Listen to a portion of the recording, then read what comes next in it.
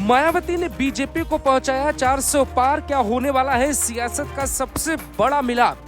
आकाश आनंद का इशारा, मायावती का संदेश, दलितों का वोट लेंगे फिर बीजेपी से गठबंधन होगा। क्या मोदी ने किया है मायावती को फोन या अमित शाह से हुई है आकाश आनंद की मीटिंग? सियासत में कब क्या हो जाए ये किसी से छिपा नहीं।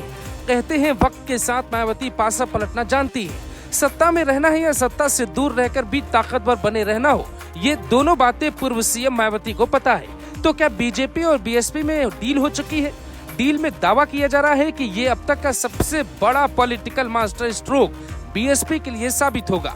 आकाश आनंद की सियासी एंट्री सुनी न पड़ जाए, इसीलिए मायावती एक बड़ा खेल करने वाली है। दलित वोटरों का बदलता मिजाज, सत्ता से दूर रहने के कारण हाथी का कद घट रहा है और मायावती समझदार नेता है। वो जानती हैं कि आकाश आनंद दूसरे राहुल गांधी न बने, इसीलिए उनका किसी भी तरह से सत्ता से होते हुए सदन में पहुंचना और मंत्री बनना बहुत जरूरी है। तो इस कड़ी को समझते हैं और आपको समझाते हैं कि बीएसपी, बीजेपी और अमित शाह में क्या चल रहा है। उससे पहले सुनिए यूपी के दलितों को जो अब मायावती को लेकर क्या सोचते हैं और आकाश आनंद को वो नेता मानते हैं या नहीं।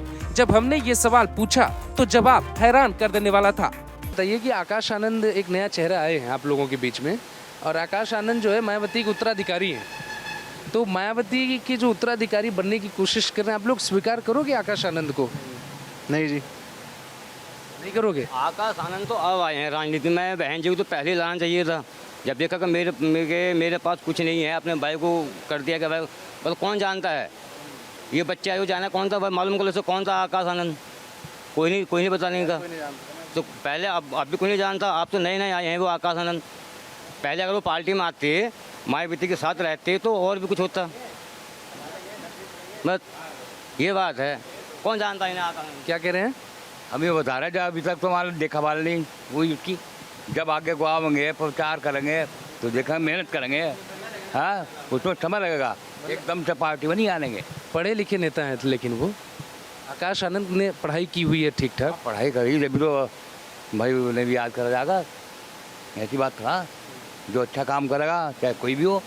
तो क्या मायावती भी ये बात जानती हैं, इसीलिए वो दूसरा रास्ता अपनाना चाहती हैं और आकाश आनंद को सत्ता में घुसाकर तब दलितों का नेता बनाना चाहती हैं? क्योंकि मायावती तो कई बार सीएम रह चुकी हैं। हो सकता है वो आने वाले वक्त में आपको राष्ट्रपति भवन में दिखाई दे।